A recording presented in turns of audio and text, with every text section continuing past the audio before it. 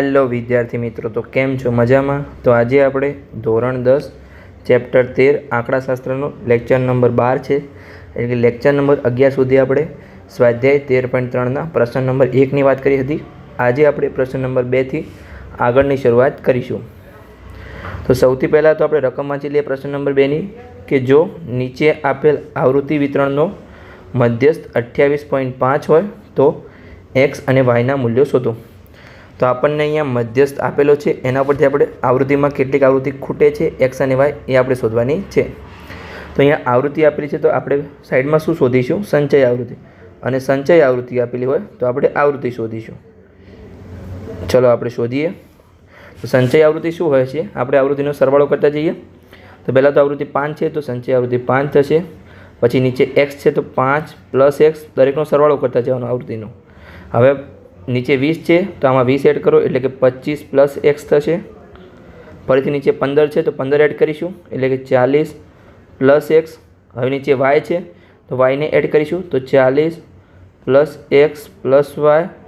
અને હવે 5 છે, તો 5ને એડ કરીશું એટલે કે 45 + એક્સ + વાય. હવે મેં તમને આગળ પણ કીધું હતું કે જે છેલ્લી સંચય આવૃત્તિ હોય એ આપણું આવૃત્તિનો સરવાળો હોય. તો અહીંયા આપણને આવૃત્તિનો સરવાળો આપેલો છે 60. ના આપેલો તો આપણે સરવાળો કરવાનો છે, પણ આપણને આપેલો છે. તો આપણે અહીંયા લખી શકીએ કે 45 + એક્સ + વાય બરાબર 60, એટલે કે એક્સ + વાય બરાબર 15. હવે આપણે એક્સ અને વાયની કિંમત શોધવાની છે. તો આપણને કોઈ એક કિંમત મળી જાય તો આપણે બીજી કિંમત શોધી શકીએ છીએ. તો હવે આપણે અહીંયા મધ્યસ્થ વર્ગ શોધીશું. હવે મધ્યસ્થ વર્ગ કેટલો થશે? આપણે પહેલાં કેવી રીતે શોધતા હતા? n/2, એટલે કે n 60 છે, 60/2 30 કરતા હતા, એવી રીતે મધ્યસ્થ વર્ગ શોધતા હતા. પણ અહીંયા સંચય આવૃત્તિમાં ક્યાંય પરફેક્ટ આંકડો આપેલો નથી 30 એવું કે જો 5 + એક્સ છે, 25 + એક્સ છે. હવે એક્સની કિંમત આપણે હજુ સુધી શોધી નથી, તો આ રીતે આપણે મધ્યસ્થ વર્ગ શોધીશું નહીં. કેવી રીતે શોધીશું? અહીંયા આપણને જે મધ્યસ્થ આપેલો હોય એ જે બે વર્ગ વચ્ચે આવતો એને આપણે મધ્યસ્થ વર્ગ કહીશું. તો 28.5 છે એ 20 અને 30ની વચ્ચે આવે તો એ આપણો મધ્યસ્થ વર્ગ થશે. તો આપણે એને બ્રેકેટમાં લખી દઈએ સરખી રીતે. તો ચલો, તો 20 થી 30 છે એ આપણો મધ્યસ્થ વર્ગ થશે. આપણે લખી દીધું બ્રેકેટમાં, સરખી રીતે લખી દઈએ આપણે. મસ્ત આવી જાય બ્રેકેટમાં. આવી ગયું? હજુ સુધી નથી આવ્યું? હવે તો આવી જ જશે. ચલો આપણે આગળ વધીએ અને નીચે માહિતી લખીએ કે અહીંયા મધ્યસ્થ 28.5 છે, તેથી 20 થી 30 એ મધ્યસ્થ વર્ગ થશે. તો આપણે લખી દઈએ અહીંયા કે અહીં મધ્યસ્થ 28.5 છે, તેથી 20 થી 30 એ મધ્યસ્થ વર્ગ છે. હવે આપણે સૂત્રમાં મૂકવા માટે દરેક સંખ્યાની કિંમત લખીએ નીચે કે આપણા માટે એલ શું છે, પછી n/2 છે શું છે, CF, F અને H. તો દરેક સૌથી પહેલાં આપણે એલની કિંમત. હવે એલ શું હોય છે? જે આપણો મધ્યસ્થ વર્ગ હોય એની અધસીમા. તો અહીંયા 20 છે, અધસીમા છે, તો L = 20 થશે. હવે n/2 કેટલા છે? અહીંયા આપણે n/2 આપણે કેટલા થશે? n આપણને 60 આપેલા છે, એટલે n/2 આપણા 30 થશે. પછી સંચય આવૃત્તિ CF. આમાં તમારે એક ખાસ ધ્યાન રાખવાનું છે, હું દરેક પ્રશ્નમાં કહું છું. આપણે CFમાં હવે 25 + એક્સને લઈએ, જે આપણો મધ્યસ્થ વર્ગ હોય એના ઉપરની સંચય આવૃત્તિ આપણે લઈએ છીએ. અને આવૃત્તિમાં જે વર્ગની આવૃત્તિ હોય એ લઈએ છીએ, એટલે કે આપણું F 20 થશે અને CF 5 + એક્સ થશે. તો આપણે લખી દઈએ 5 + એક્સ આપણી સંચય આવૃત્તિ અને આવૃત્તિ આપણી 20 થશે. હવે અહીંયા H કેટલા છે? એટલે વર્ગ લંબાઈ. તો જુઓ દરેકમાં 10નો ડિફરન્સ છે, એટલે આપણી H 10 બનશે વર્ગ લંબાઈ. તો H = 10. હવે આપણે સૂત્ર મૂકી અને દરેકની કિંમત અંદર મૂકી દઈએ. તો ચલો હવે આપણે આગળની ગણતરી કરીએ. તો સૂત્ર શું છે મધ્યસ્થ શોધવા માટેનું? કે M = L + n/2 - CF/F અને ગુણાકારમાં H. તો હવે આપણે દરેકની કિંમત મૂકી દઈએ. જો પહેલાં તો આપણને મધ્યસ્થ પણ આપેલો છે, તો મધ્યસ્થ કેટલો છે? 28.5 છે. એલ કેટલો અહીંયા છે આપણા માટે? 20. પછી n/2ની કિંમત કેટલી છે અહીંયા? 30 - અહીંયા CFની કિંમત કેટલી છે 5 + x। હવે ઘણા વિદ્યાર્થીઓ શું કરતા હોય છે, આમાં હું સાઈડમાં બતાવું છું કે માઇનસ હોય પછી 5 + x, હવે કૌંસમાં મૂકતા નથી એટલે આને પણ માઇનસ લાગે કેમ કે આખું 12 છે। આ સંજ્ઞા ધારો કે 20 + 5 હોય તો આખું આમ તો ટોટલ -25 થાય ને જો સંખ્યા હોય તો આમાં પણ માઇનસ લાગે ને આમાં પણ માઇનસ લાગે જો આખું સંખ્યા હોય તો। સમજણ પડી ગઈ? તો હવે આપણે રિમૂવ કરી દઈએ અને આગળની સ્ટેપ લઈએ। તો બીજા કોઈ દાખલામાં તમને ભૂલ ના થાય એટલે મેં સમજાવ્યું છે, નકર અહીંયા ડાયરેક્ટ હું લખી શકતો હતો। નીચે આપણે એફની કિંમત લઈએ તો 20 અને h ગુણાકારમાં 10। તો અહીંયા કંઈ ઉડે છે તો કે હા 0 0 ઉડે છે ને ઉડાડી દઈએ અને આપણે આગળની ગણતરી કરીએ। હવે આપણે 28.5 આ સાઈડ છે તેમાંથી 20 બાદ કરીશું એટલે કે 20ની પેલી સાઈડ લઈ જઈશું તો માઇનસ થશે એટલે કે 28.5 - 20 આ સાઈડ શું થશે 30 - 5 અને -x હશે। મેં તમને શીખવાડ્યું એવી રીતે કે આખા કૌંસની 12 માઇનસ છે તો બંનેને માઇનસનું પદ મળશે અને ભાગ્યા 2। હવે આપણે આગળનું સ્ટેપ લઈએ તો અહીંયા 28.5માંથી 20 જશે તો કેટલા વધશે 8.5। અહીંયા 30માંથી 5 જશે તો 25 25 - x ભાગ્યા 2। હવે અહીંયા નીચે 2 ભાગાકારમાં છે તો ઉપર ગુણાકારમાં જશે એટલે કે 8.5 × 2। તો હવે આપણે શું કરીશું 8.5 × 2 કેટલા થાય તો 8 × 2 = 16 અને 0.5નો 2 વડે ગુણાકાર 1 થાય એટલે 17 ટોટલ થશે। તો આપણે લખી દઈએ ડાયરેક્ટ કે 17 = 25 - x। તો હવે આપણે xને આ સાઈડ લઈએ તો x પ્લસ થશે, આપણે સરખેથી લખી દઈએ xને, x પ્લસમાં આવશે આ સાઈડ અને 17ને પેલી સાઈડ લઈ જઈએ તો માઇનસમાં આવશે એટલે કે 25 - 17। તો અહીંયા હવે આપણે xની કિંમત કેટલી મળી માઇનસ કરો 25માંથી 17 જશે તો 8 વધશે તો xની કિંમત મળી આપણને 8। આપણે આના પરથી yની કિંમત કેવી રીતે શોધીશું? મેં આગળ તમને એક સૂત્ર લખીને આપ્યું હતું કે જો અહીંયા x + yની કિંમત 15 છે તો આપણને xની કિંમત મળી તો આના આધારે આપણને yની કિંમત પણ મળી જાય। તો નીચે લખી દઈએ આપણે અને તમે આખું સૂત્ર પણ લખી શકો છો એટલે કે 45 + x + y = 60। તો આપણે આખું લખીને ગણતરી કરીએ, કેટલાક વિદ્યાર્થીઓને સમજણ ના પડતી હોય તો ચલો આપણે આખું લખી દઈએ એટલે કે 45 + x + y બરાબર આપણા ટોટલ n થતા હતા। તો હવે અહીંયા 45 એમના એમ, xની કિંમત કેટલી છે 8, yની કિંમત અને nની કિંમત આપણને ટોટલ 60 આપેલી હતી। તો હવે આપણે સરવાળો કરીએ તો 45 + 8 કેટલા જશે 53, 53 + y બરાબર 60। હવે 53 પેલી સાઈડ જશે તો માઇનસમાં જશે એટલે કે y બરાબર 60 - 53 એટલે કે yની કિંમત મળી આપણને 7। તમે આવી રીતે પણ લખી શકો છો અને તમે x અને yનો સરવાળો કરશો તો 15 થશે એટલે તમને ફાઇનલી તમારો સાચો જવાબ મળી ગયો છે x અને yની કિંમત। તો અહીંયા આપણો દાખલો પૂર્ણ થાય છે। આપણે આગળના ત્રીજા દાખલા તરફ આગળ વધીએ। તેમાં સૌથી પહેલાં આપણે રકમ વાંચીએ અને પછી આગળની ગણતરી કરીએ। તો ચલો રકમ વાંચી લઈએ। તો એક જીવન વીમા એજન્ટે 100 પોલિસી ધારકો એટલે અહીંયા nની કિંમત આપી દીધી છે 100। તો આપણે લખી શકીએ કે n બરાબર 100। ટોટલ આપણે આવૃત્તિનો જે સરવાળો થશે એ 100 થશે। ની ઉંમર માટે નીચેનું આવૃત્તિ વિતરણ પ્રાપ્ત કર્યું છે જેમની ઉંમર 18 વર્ષથી વધુ પરંતુ 60 વર્ષથી ઓછી હોય તેવી વ્યક્તિઓને જ પોલિસી આપવામાં આવી છે।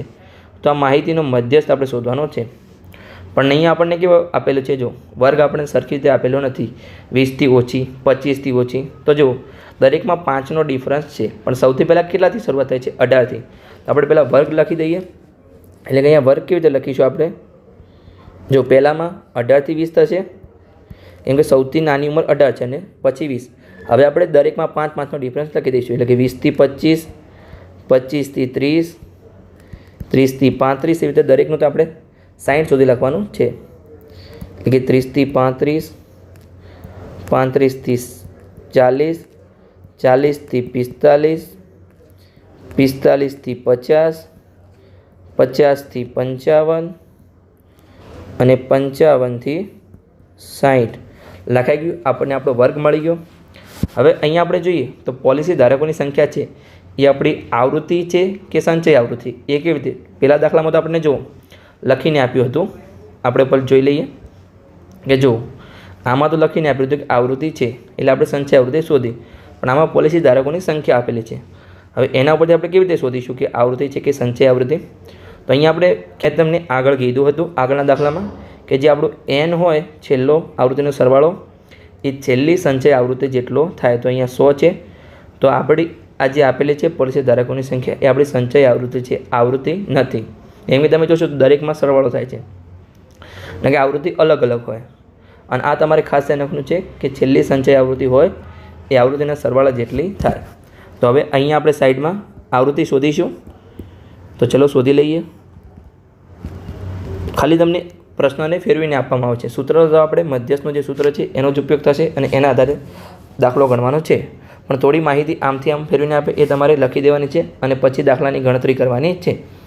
તો આપણે અહીંયા આવૃત્તિ કેટલી થશે? તો આપણે નીચેનામાંથી ઉપરની બાદ કરીશું. જો પહેલાં તો 2 છે તો 2 જ થશે. હવે 6માંથી 2 જશે તો કેટલા વધશે? 4. પછી 24માંથી 6 જશે તો 18. 45માંથી 24 જશે તો 21.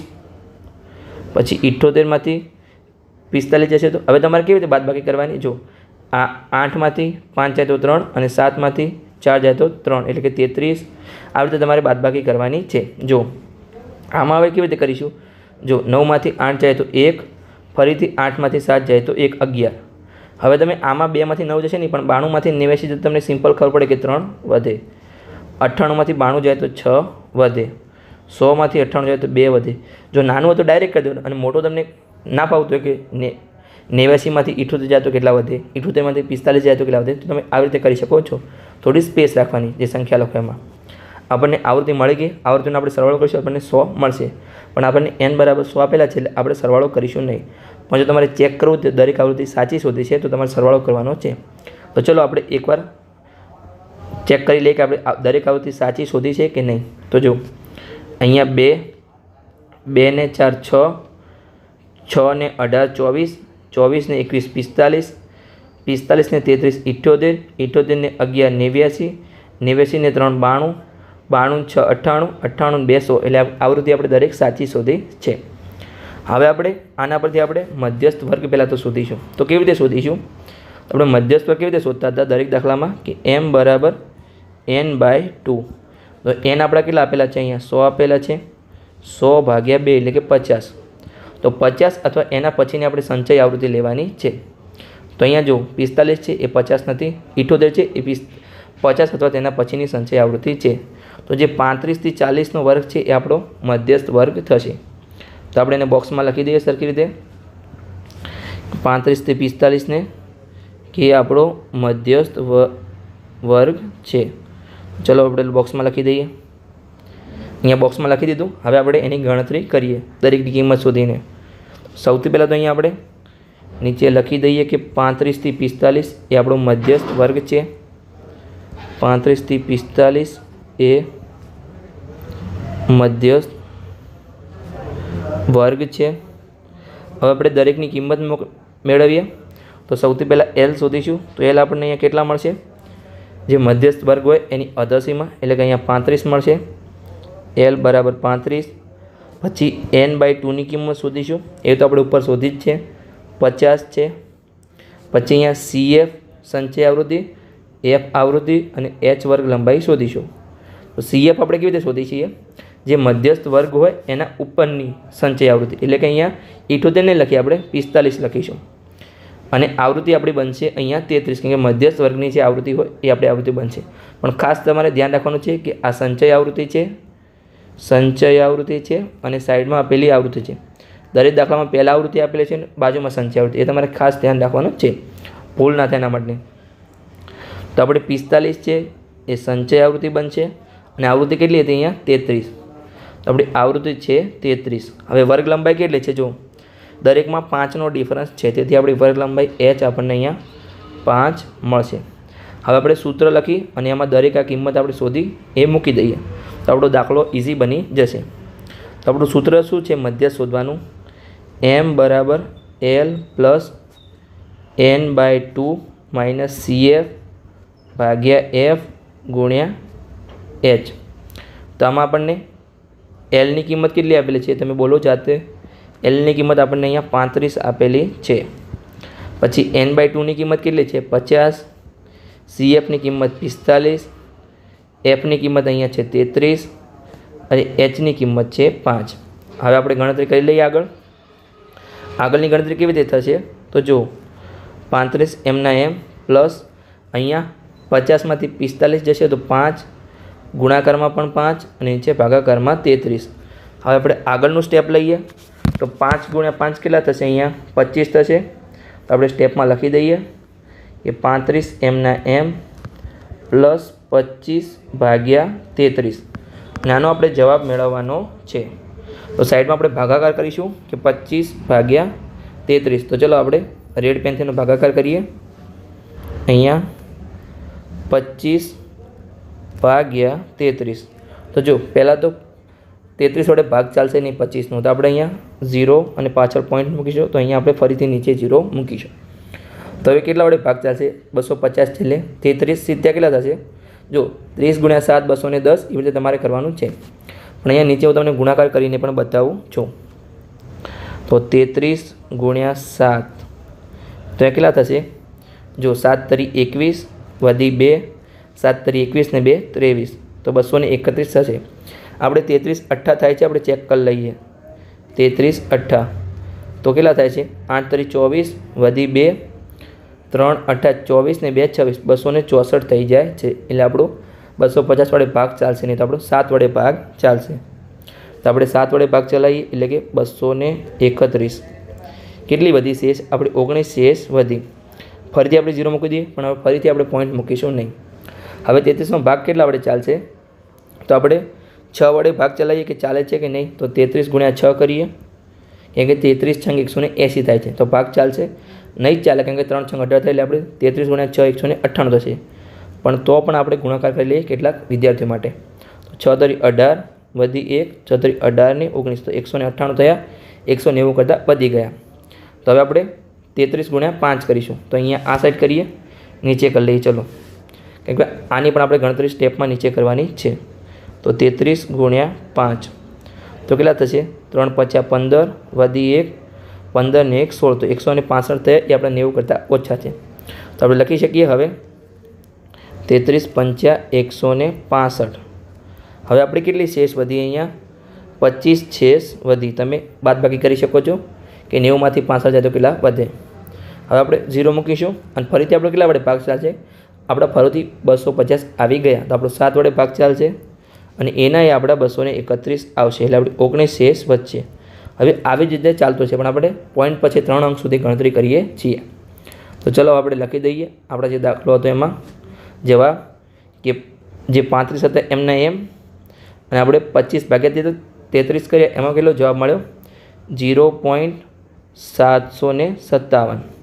હવે આપણે શું કરીએ છીએ કે જે પોઈન્ટ પછી ત્રીજો અંક હોય એ 5 અથવા 5 કરતાં વધારે હોય તો આપણે બીજા અંકમાં 1 અંક એડ કરીએ છીએ. તો આપણે અહીંયા શું કરીશું તમને બતાવું છું કે આપણો જવાબ શું બનશે? 35 + 0.76. તો હવે 76 કેવી રીતે થયા? 75 હતા. તો અહીંયા જે ત્રીજો અંક છે એ 5 અથવા 5 કરતાં વધારે હોય તો આગળનો અંક જે હોય એમાં 1 અંક એડ કરી દેવાનો. અહીંયા 75 છે, આપણે 76 કરીશું, 76 તો 77 કરીશું, એવી રીતે 1 અંક એડ કરી દેવાનો છે. તો હવે આપણે ફાઇનલ જવાબ શું મળશે? આનો સરવાળો કરી લઈશું, એટલે કે 35.76 આ આપણને મળ્યો આનો મધ્યસ્થ. એની જ સાથે અહીંયા આપણો લેક્ચર પૂર્ણ થાય છે. આવી જ માહિતી માટે તમે ચેનલને સબસ્ક્રાઈબ કરી શકો છો અને તમારા મિત્રો સાથે વિડીયોને શેર કરી શકો છો.